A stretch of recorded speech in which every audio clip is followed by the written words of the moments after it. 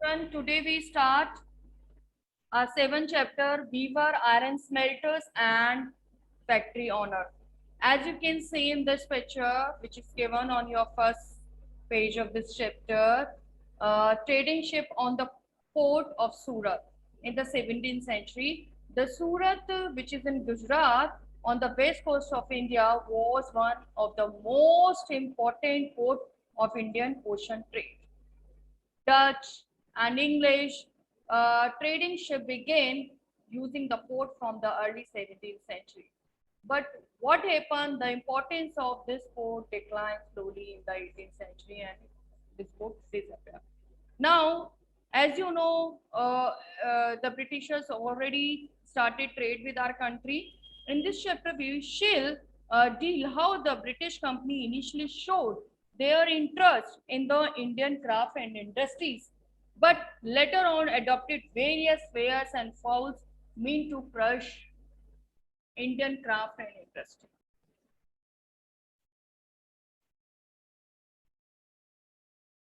Let's talk about the economic life in India up to middle of the 18th century. India had witnessed great progress in all aspects of economic life, craft and industries.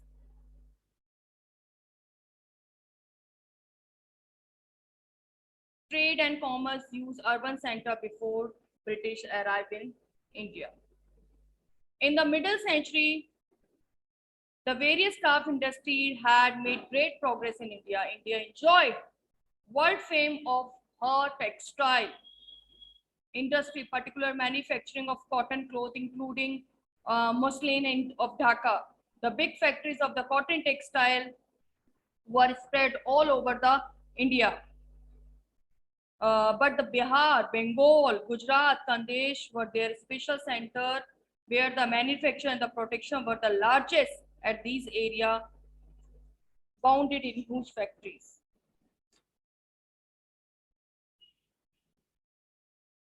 This chapter tells us the story of craft and industry of India during the British rule by focusing two industries. So that time the two industry, the steel and iron steel industry, both industry were crucial for the industrial revolution in the modern world. Cotton textile made Britain foremost leading industry nation in the 19th century only because of the industrial revolution. When the steel and iron industry started growing from 1850, British came to be known as a workshop of the world, where the all manufacturing, the activities were held there. So that is why the British came to be known as a workshop of the world, because the all activities, the manufacturing activity held there. The industries of the British had close connection with the conquest and the colonization of India, because as I have already told you in the starting, in the earlier age, the British were deal how they initially showed their interest in Indian craft and industry, but after that they adopted many tricks, bad tricks to crush these our country craft industry, handloom industry.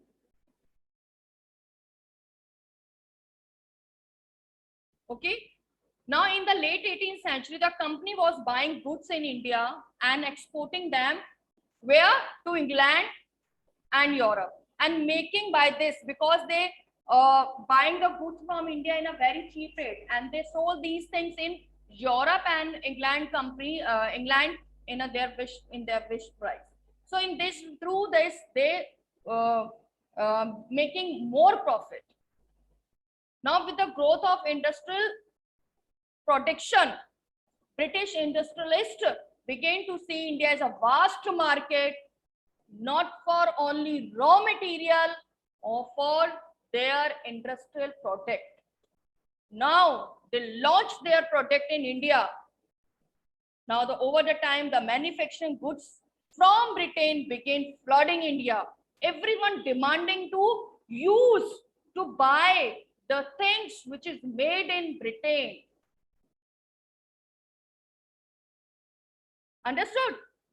Now the everyone behind how to use these the Britain clothes, and they neglected the clothes made by India, India made clothes. Ultimately, these things affect our Indian craft and handloom. Now let's talk about this. First, we explore our history. Look at here, Indian textile and the world market. Let us first look at the textile production. Around 1750, as I told you, India was famous for their clothes, cotton clothes, the muslin clothes, which was produced in Dhaka. So around 1750, before the British conquered Bengal, India was by far the world largest producer of cotton textile. You should, आपको इस चीज पे ध्यान देना होगा कि before around 1750, जब तक ब्रिटिश ने बंगाल कॉन्कर नहीं किया था, बिफोर, उससे पहले इंडिया क्या था? India was far the world largest producer of cotton. Indian textile had long been renowned both for their fine quality and executive and the craftsmanship. They were extensively traded in Southeast, Java, Asia, Western, Central Asia, and everyone demanding the clothes made in India. अब खुद सोचो ऐसा क्या हुआ कि जिसकी इतनी demand है वही खत्म हो गया. Now from the 16th century, European trading company began buying Indian textile for sale in Europe.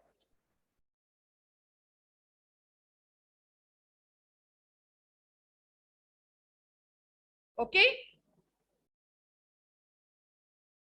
Memories of this flourishing trade, when the Britishers bought the things from India and sold in Britain. And the craftsmanship of Indian weaver is preserved in many words still current in English and other language. The origin such word, we see what they tell us. So let's talk about the few print. If we talk about the kalamkari print, as you can see, I show this picture, kalamkari print. As you can see here, the one weaver, the artisan making the design with the help of kalam. So that is why this print known as kalamkari print. So there's a history behind it, why this painting having a name or the title is kalamkari, because that painting done with the help of one stick, that stick known as pen.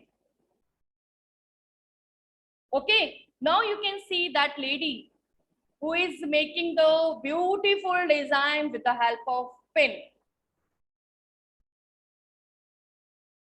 Okay, now the flora painting means the print with the flora design. Now you can also see tie and dye.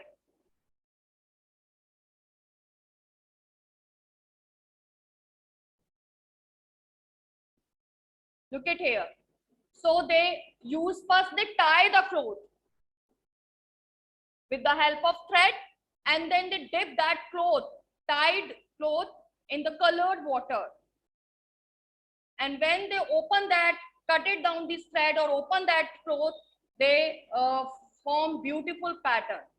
So that is known as the tie and dye.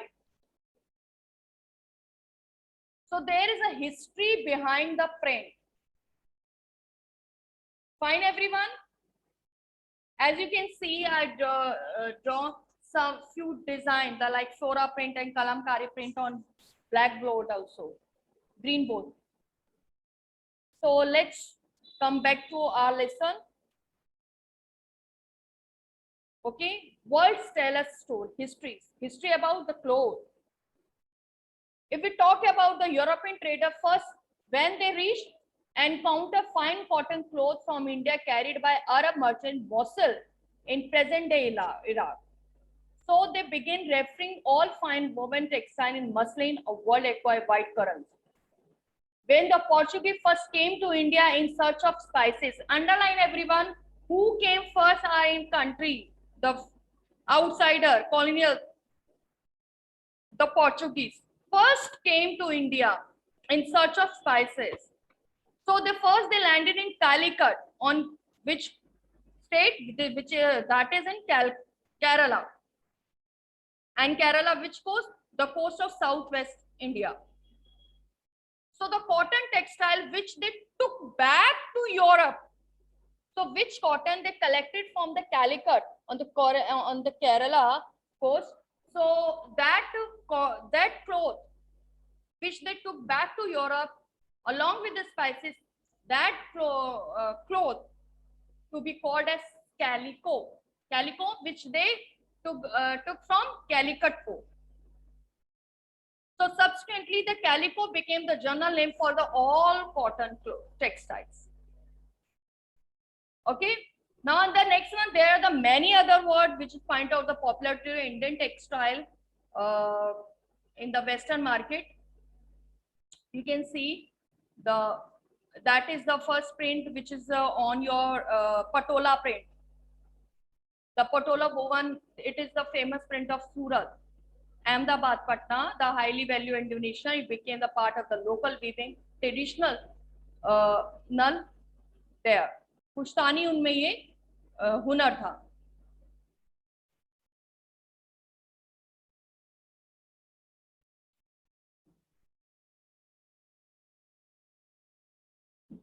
Let's talk about Indian textile in European market. So in the early 18th century, the popularity of Indian clothes worried the British merchants.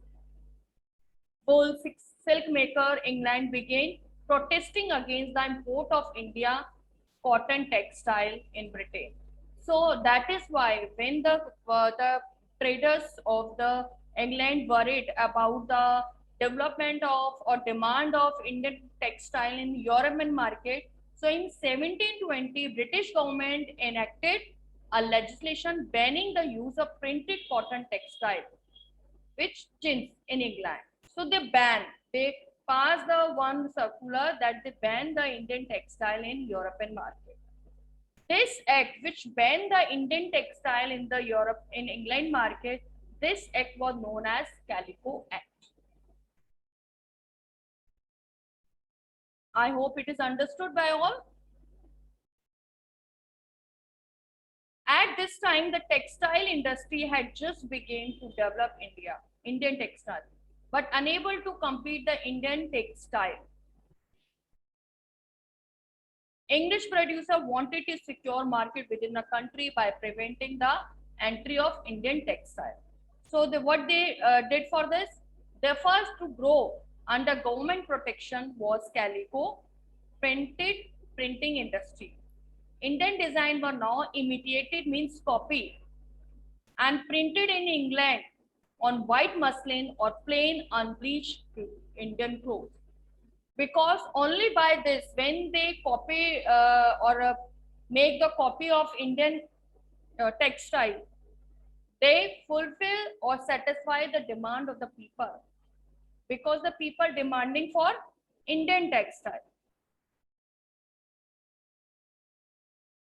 Now the competition with Indian textile also led the search of new technological innovation. Like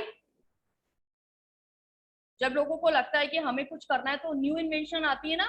So this competition, the competition between England trader, England industry or Indian England textile or Indian textile.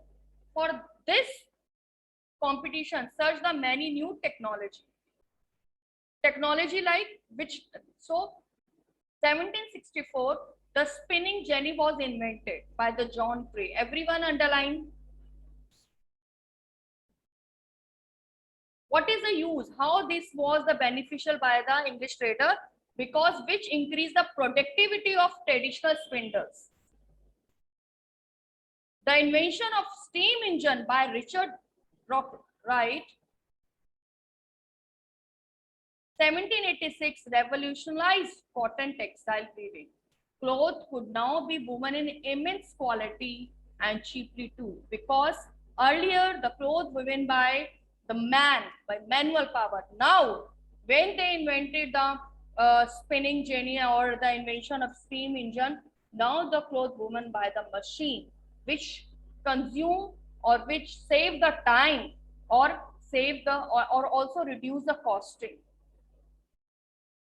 So which, with the help of this, which make the things cheap comparatively the things, the cloth woven by the hand, because the many people involved in that.